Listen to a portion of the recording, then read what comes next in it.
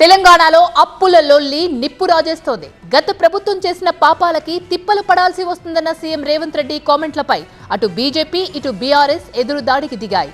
ఎవరి స్టైల్లో వాళ్ళు సెటారికల్ డైలాగులతో విరుచుకుపడ్డాయి. సీఎం డబ్బు కామెంట్లు కౌంటర్గా విపక్షాల దరువేంటో ఇప్పుడు చూద్దాం.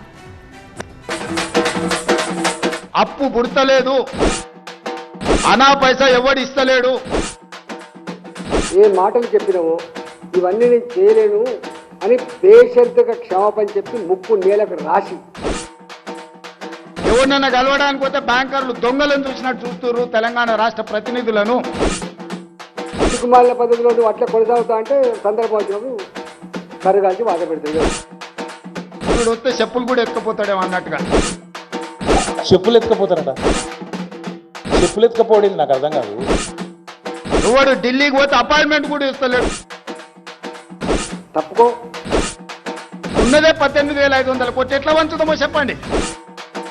చెప్పరు ఉద్యోగ సంఘాల నాయకులను అడుగుతున్నా. ఏం చెప్తారు? నన్ను కోసుకుంటే తింటారా? ఉచితాల పేరు మీద మీరు మభ్యపెట్టి ఇప్పుడు తీరా చూస్తే ఏది సాధ్యం కాదంటున్నారు. అంతరాత్మని చంపుకొని బతికేది ఈ కాంగ్రెస్ ప్రభుత్వం కానే కాదు. 4,000 పెన్షన్ అన్నారు, నిరుద్యోగ వృద్ధి అన్నారు, ఉచితాలు తగ్గియాలి, నిరుపేదకు ఉండాలి.